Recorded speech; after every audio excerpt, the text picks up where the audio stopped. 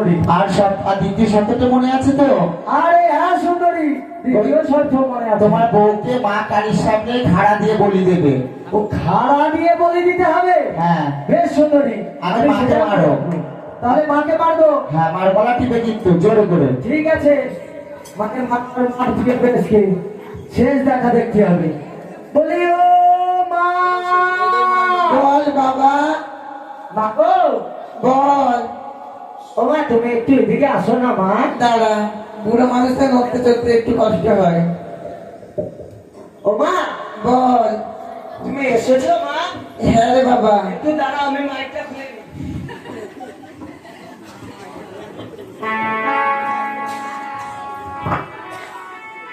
ও মা এই দেখো তুমি এসেছো। হ্যাঁ। তোমায় কতদিন দেখি না। আমার বাবা চলে গেছে কিন্তু আমার মা রয়ে গেছে। তাহলে মা কিন্তু পাঠাতি হবে। বলি না মা। বল বাবা।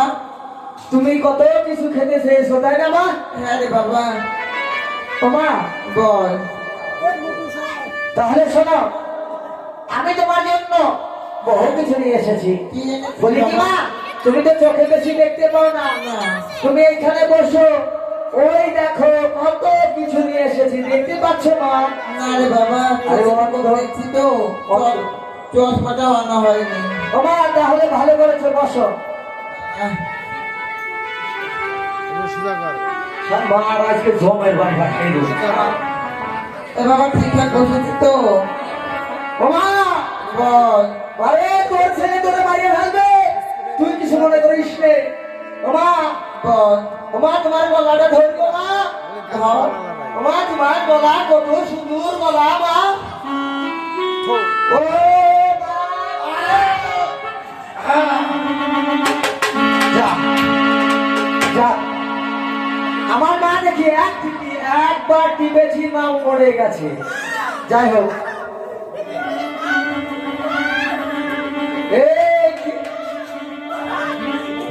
এই যে শোনো শোনো সুন্দরী, এদিকে এসো, এদিকে এসো।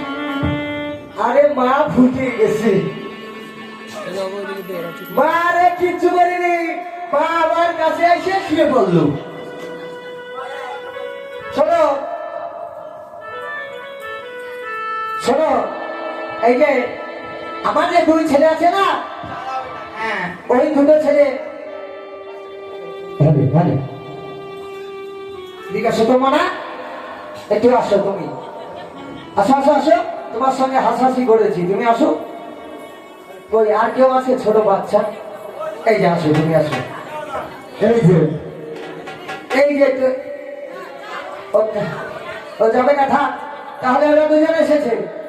এই দেখো আমার দুটি ছেলে।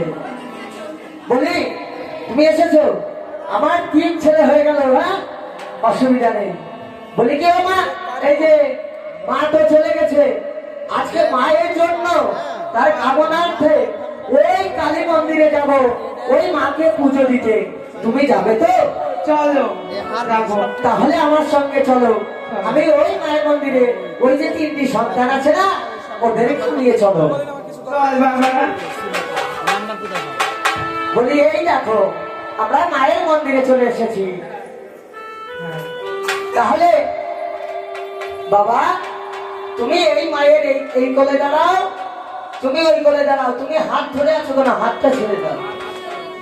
আসো, আর তুমি আমার কাছে থাকবে, ঠিক আছে? তাহলে শোনো, এই দেখো মা দাঁড়িয়ে আছে। তাহলে আমরা মাকে পুজো করব। হ্যাঁ। আর পুজোর পরে তাকে প্রণাম করব। বেশ, তবে এই নাও স্ত্রী, তুমি পুষ্প দাও। বেশ। জোড়া করে ঢাকের বাজনা বলে উঠুন। ইয়া দেবী সর্বভূতেষু মাতৃরূপে নারায়ণী নমস্তে, নমস্তে নমস্তে নমো নমঃ। ইয়া দেবী সর্বভূতেষু মাতৃরূপে নারায়ণী নমস্তে, নমস্তে নমস্তে নমো নমঃ।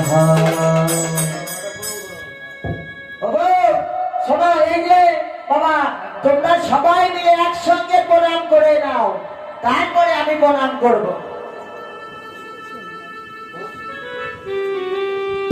আমার বউ এত লজ্জাবতী, আমি না বললেও মা লক্ষ্মী প্রণাম করবে না। হ্যাঁ, ও বাবা তোমরা উঠে গেল কেন? প্রণাম করে এইভাবে প্রণাম করে থাকো। তোমরা উঠবে না, তোমার মা উঠবে না, তোমরা উঠবে না। এই দেখো, ওই সুন্দরীকে বিবাহ করার জন্য আমার এই স্ত্রী আর এই পুত্রকে আমি এই মায়ের সামনে বলি দেব নিজের হাতে। মানে তাকে এতটাই ভালোবেসে ফেলেছি ওই সুন্দরীকে দেখে, আমার বউকেও কিন্তু আমি রাখতে চাচ্ছি না, নিজের মাকেও মেরে ফেলেছি যে জন্ম দিয়েছে।